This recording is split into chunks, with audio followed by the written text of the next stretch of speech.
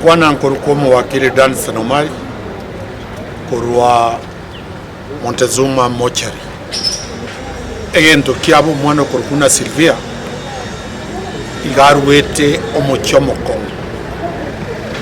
rona agende toigoro karira mariga manene omwana oyo ari omwana omonene womong'ina otabwati mosacha mong'ina obwate omwana oyo igakora egasi yokoni chinyeni ooniri chinyeni Kawangware agasomia omwana oyo Kawangware omwana oyo agakora esukuru akagenda Nyabururu agaeta kuru Nyabururu akagenda multimedia gukora double maths first year omwana oyo ekera agendete university akaira nagatebie university na omumura naro okunya kumwara okumutagete lakini omwana ori akanga omwana oyo maremu agatebie university tari rimo tari kabere tari gatatu omumuro yakagenda akaura omwana ori epasi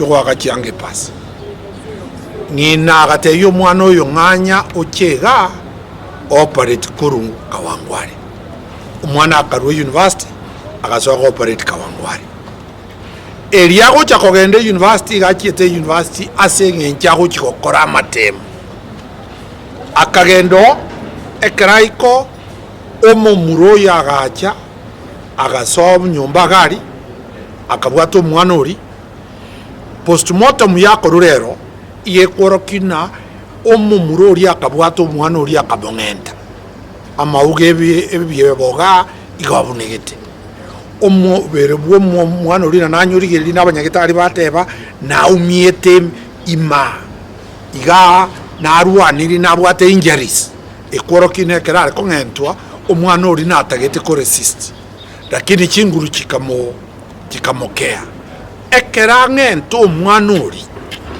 akamubeke sanduki karamubeke sanduki akamwetweka akamoire rumu yabamura liswali tokubori eliakomorusie nyumba ye yomusubati ekine chinyumba kyabasubati inga yabasikari be university bari eliomumuro yakomong'ento omwana yakorwana akonyora injuries lazima ogete inga security yari inga yabantu bande barengo baigwete eseyeye ng'akibatachete bakonya akabirusia omubirori akanyoira akanyibeka burere bwaye akarunyurusia sanduki akanywareri akagenda siku zeni ya sora chete konyu akamakoirana akamakobeka omwana ori naende sanduki akabeka omubirori akanyobeka mutu anyurarire ebiore ebikone mubirori akanyurarira bune epiro ego ikachinsa ekera abantu bakire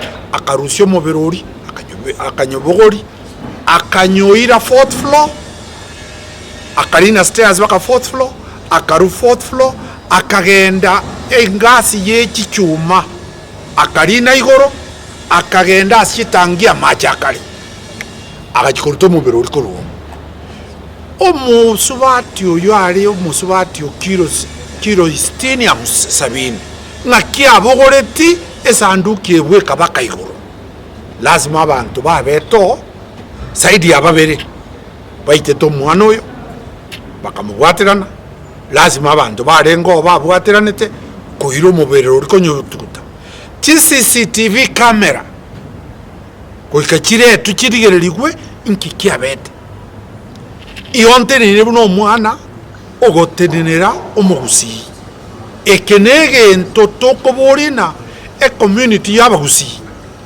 leaders baito ng'aimuri ing'obekire eriogi n'abana baito bari university bakong'entwa onye ne university yari Nyamira anga omwana oyo nang'enterwo anga tari koruka iga amang'ana nara atokobori ntutwatenete igoro nachiete n'omugwakiri okoruka Shadrack Wambui omwana oyo ntutwamusomi iga agokora egasi y'omugusi tukagenda kotini polisi bakabwata omonto oyo bagasaba amatuko 21 tukatenena kotini na Shadrack omuntu ria gabekume amatuko 21 igotogocha koirana kotini tarehe 28 omutienyi oyo torore gose serikali yamuire guchachi omuntu oyo mada na tebiri Shadrach asoere university egoruku multimedia university rero ga tore mochari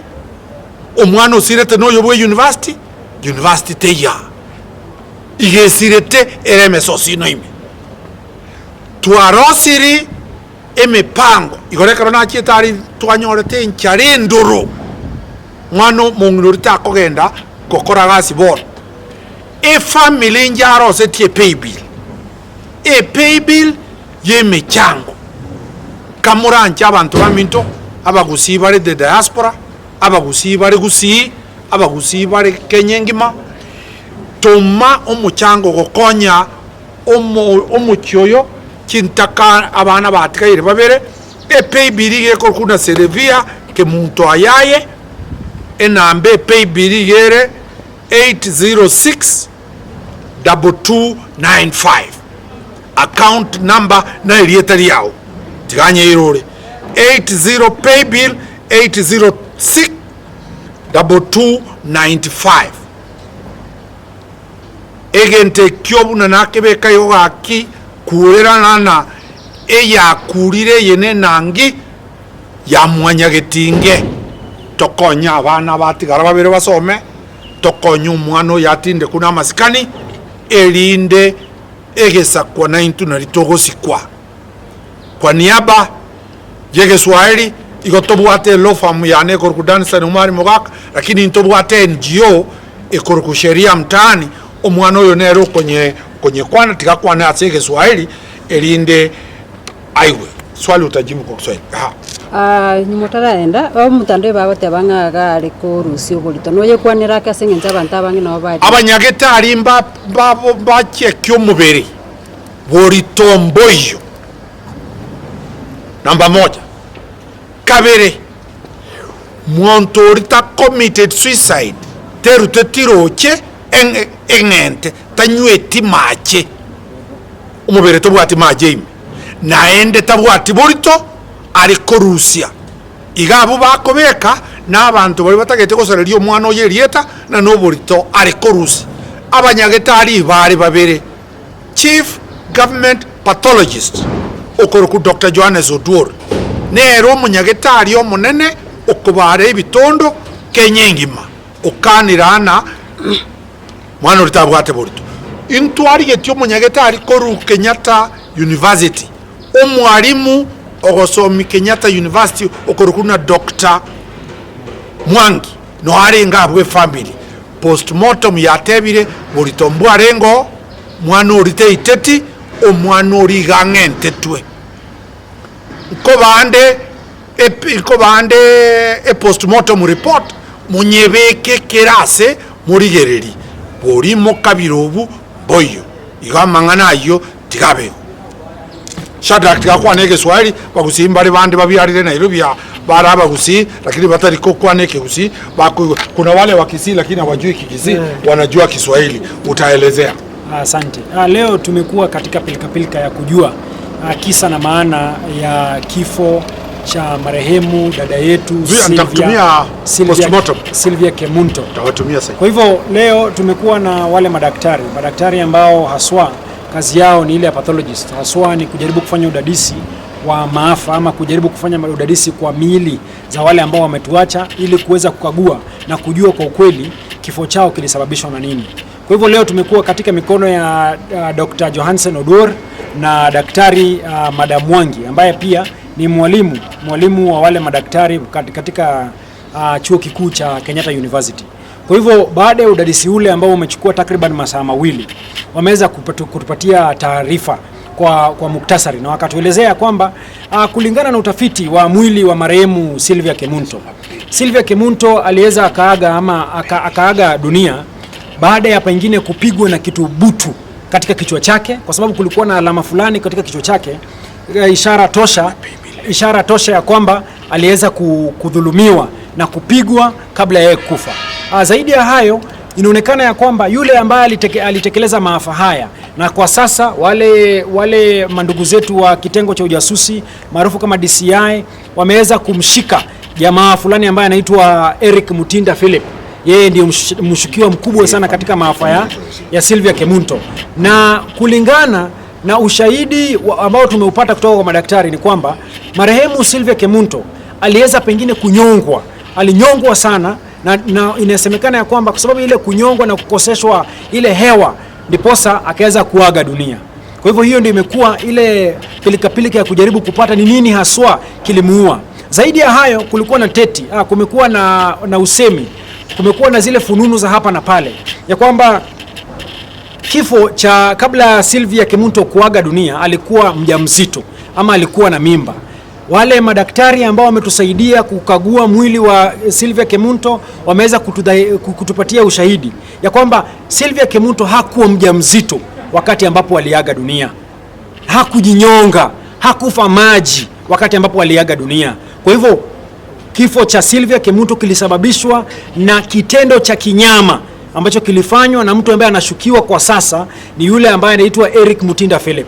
Zaidi ya hayo tumekuwa na zile, unajua mchakato huu wote unafanywa na Sheria Mtaani na Shadrack Wamboi ambacho ni NGO ambayo inasaidia watu ambao hawajiwezi ili kujipigania na kupata haki yao. Kwa hivyo sisi kama mawakili tukiongozwa na patron wetu Danstan Omari tumepea hakikisho familia ya kwamba tutasimama nao, tutajaribu kuwapigania ili waweze kupata haki kutoka na maafa ya mtoto wao Sylvia Kemunto, kwa sababu amekatizwa uhai na alikuwa msichana ambaye alikuwa anategemewa na familia yake. Zaidi ya hayo ni kwamba katika pilika ya kumzika, familia inanuia kumpatia Sylvia Kemunto mazishi ama ile kwaheri buriani ambaye itakuwa ni ya kiheshima, na tunawaalika wananchi, mtu yoyote ambaye ako pale ako na shilingi yake 1, 2, 1000, 10,000, pesa zote ambazo uko nazo pale, hamna ile pesa ambayo itakuwa ya maana. Kwa hivyo kuna ile paybill ambayo imefunguliwa kwa minadhili ya kusaidia familia ya Sylvia Kemunto ayaye ili kuweza kumuaga, ile paybill number ambaye unaweza tuma pesa zako ili ukasaidia familia hii kujikimu wakati huu na kujaribu kujiandaa katika mazishi ama zile buriani ya mwisho ya dada yetu Sylvia Kemunto.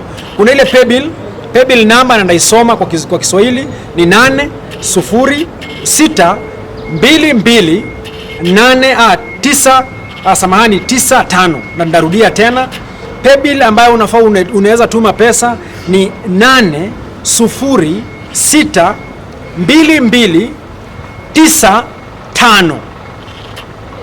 8062295.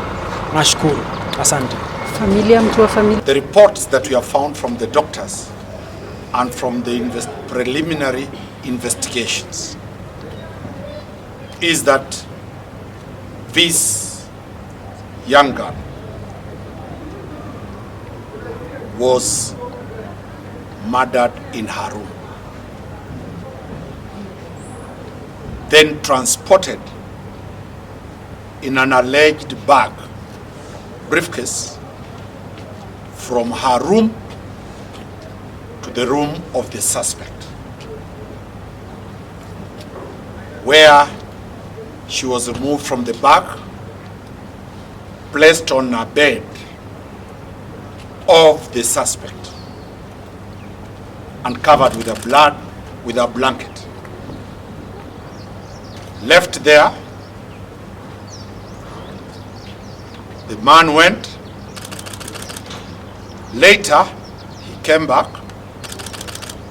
packed again the body in that suitcase.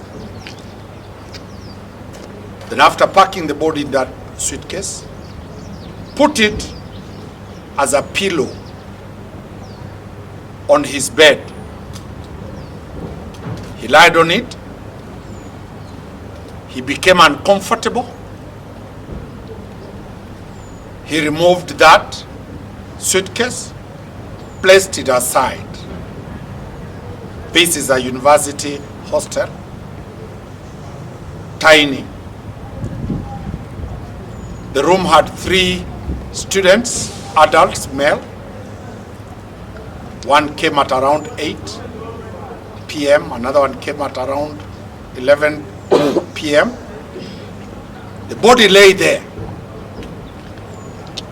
Then the body, towards the wee hours of the morning, was carried and taken to the top of 4th floor of the university building.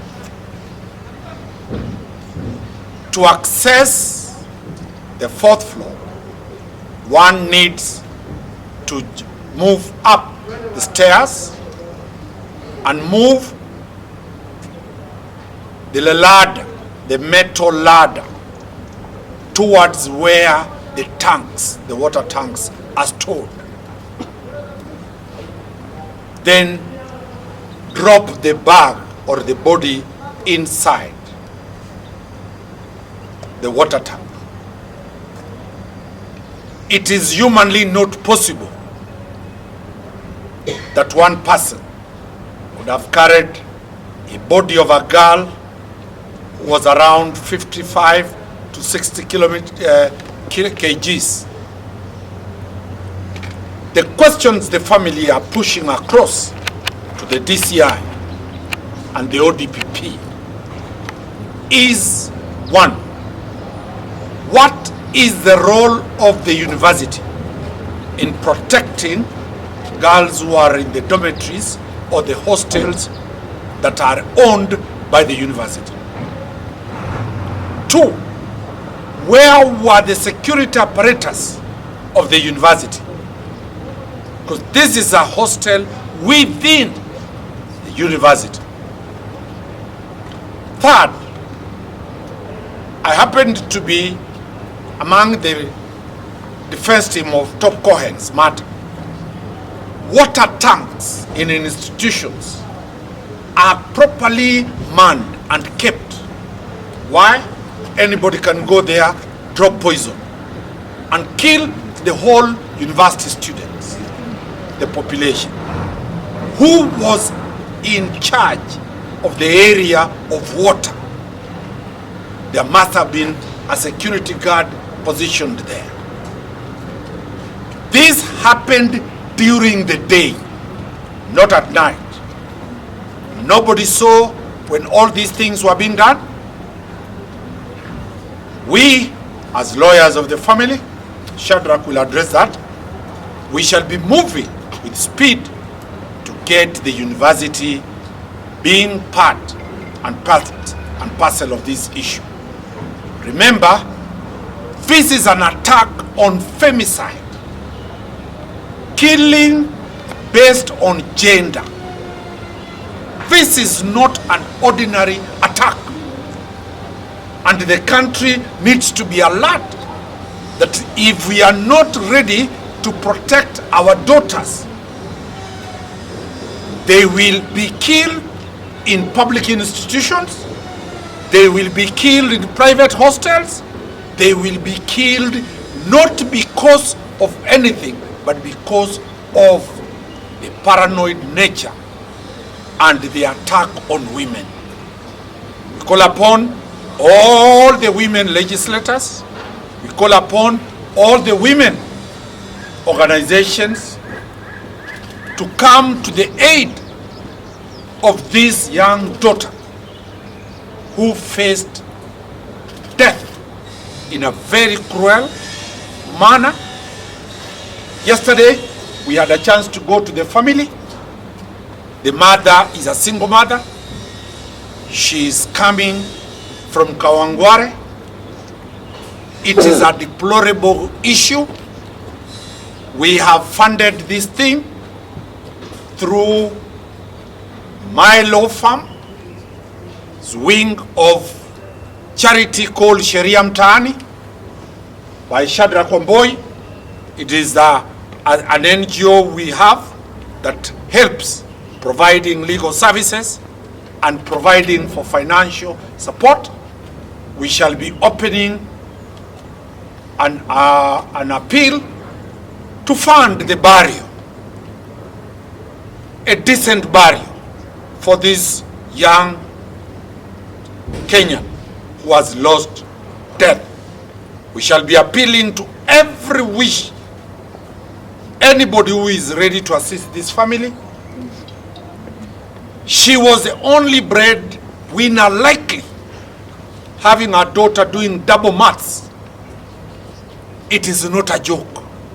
She was in first year. The mother is devastated. There are 2 young twins who are 5 years old.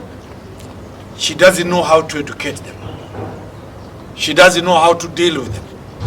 But as I strongly appeal to well-wishers to come and support this family, to lay the deceased, then we pursue on our part no legal fees. Anybody should not contribute for our legal fees. We shall deal with it through Sharia Mtani and fund the legal fees up to the end. Shut up. Thank you, members of the Fourth Estate. Now I begin by passing my very sincere gratitude to the doctors that have been here. They have done a splendid job. From the understanding we've had, because we've caucused together, we've been made to understand that samples have been taken from the body of the remains of Sylvia Kemunto for further analysis at the government chemist. Further to that, clothes that she was wearing on the material date when she was murdered, have equally been taken for further analysis so that we can try and establish whether there are DNA samples from the suspect of this murder that will lead the investigators into unraveling this heinous crime that was done. Further to that, it is important that I underscore that we shall be taking action against the Multimedia University administration. One, for the simple reason that they had the sole responsibility and duty of ensuring the safety and the well-being of the late Sylvia Kemunto. It is sad that a single mother of the late Sylvia Kemunto, sent her daughter to school to go and study for the sole reason that she will make a life for herself and later on, if so God desires, come back home and support the family.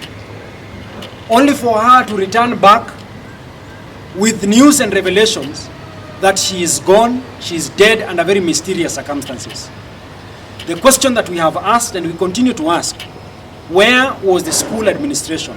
Where were the school guards on that material night when this struggle was going on? Because Sylvia her drink was not spiked. Far from it, there was a struggle that led to her death. So it beats logic to imagine that during this struggle, there was no security guard manning the blocks or the hostels of the school to have been able to identify or to hear or to overhear that there was a struggle inside one of those hostels. So to that extent, there is open negligence on the part of the institution or the school. So to that extent, when the dust settles, or even before it settles, we are going to be taking action. A letter is going to be directed towards the school so that they can now begin to think and rethink about the strategy in which they are employing to ensure that parents who take their students or their children to school have the certainty and the confidence that their children are going to be safe in the institution. So that should be all from me for now. Perhaps if there is any question, we'll be glad to respond. Thank you. Let me give the number for those ones who are willing and ready to support for the benefit of the citizens of this country. The family has opened a pay bill called Sylvia Kemunto Ayaye, pay bill number 806 2295. Sylvia Kemunto Ayaye, pay bill 806 2295. Kwa Kiswahili, Safaricom pay bill nambari 8062295. Nirudie, pay bill 8062295, account number itakuwa jina la yule ambaye amepata msukumo wa kusaidia. Your name or your company or your entity, if you feel to support this kid, kindly give your support and donations, and it will be accounted for to assist. The question, we are at Montezuma Mona Lisa mortuary. Where is the university? The body being done post-mortem belongs to a student of a university, a public university funded by 55 million Kenyans. They can't even show remorse to be present to see a post-mortem of one of their own. It is sad, it is cruel, it is bad, but we shall work together with this family, and at one day, as Christians, we believe they will be reunited with Sylvia when Jesus comes the second time. Thank you very much. Okay, can I hear from the family? Thank you. As you've heard, my name is Tamogeni. This is our family. I'm an uncle to the late. We are devastated by the happenings, and as a family, we want to thank the support that we've gotten from the general public, the whole country. We also want to thank the doctors who have done a wonderful job to unearth what was a mystery. We want to thank our lawyers who have stood with the family. It's not been easy. We thank you so much. And as a family, all we can say, let justice be done. We appeal to the government to put all the machinery possible so justice is done to this poor family. Thank you so much, and thank you for your support, and we hope you will work with us all through. Thank you. As you heard from the doctors, we are satisfied with the report. Whatever they have given, that was our suspicion, and we are satisfied with the results that we've gotten. Thank you so much.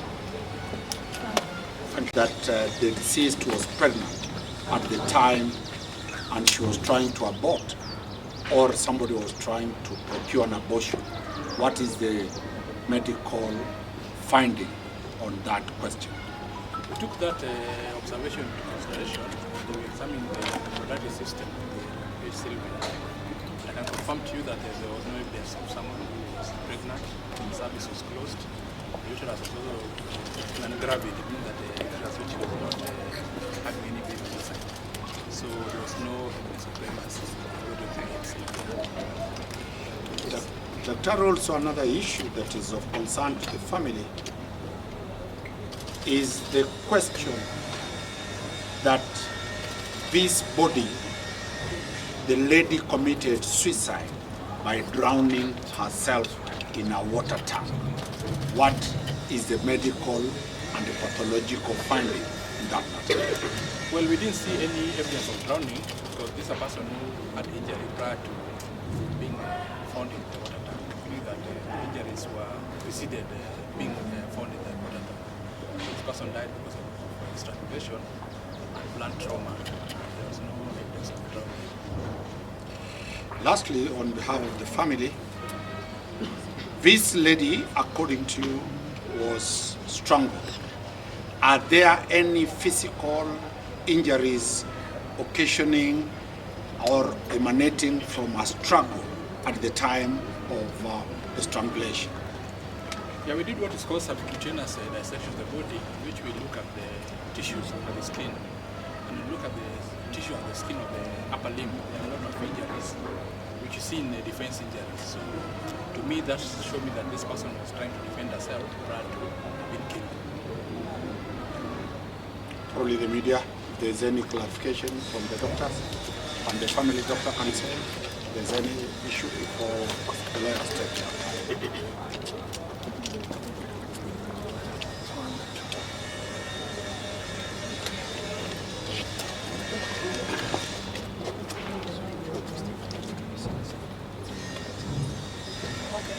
my name is Dr. Mata. I'm a pathologist, and we carried out the postmortem with Dr.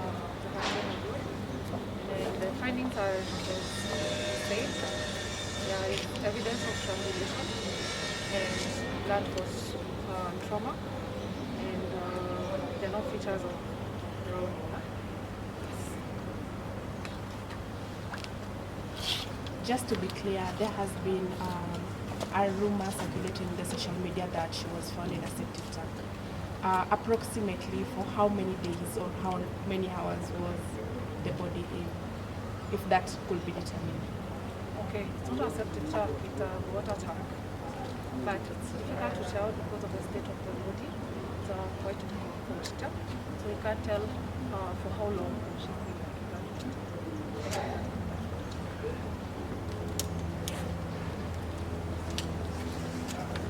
in. Members of the Fourth Estate and the Republic of Kenya and the whole world at large, we have the two doctors who have done the postmortem. There's the family doctor, Dr. Mwangi, who was present, and the government chief pathologist, Dr. Johannes Odor. They will give their postmortem report.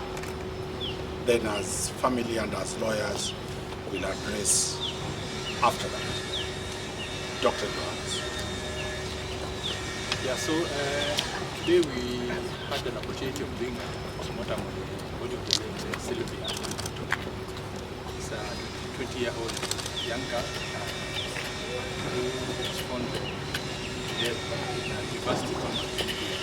Upon the autopsy, what we found that Sylvia had multiple injuries which were caused by blunt objects, injuries on the head, on the limbs, upper and lower limbs.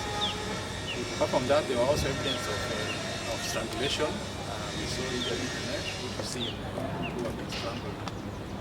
She also had cyanosis, someone who was not having oxygen. So with this, we conclude that the death of Sylvia was strangulation on top of multiple blunt injuries. That is all. Daktari, there is a rumor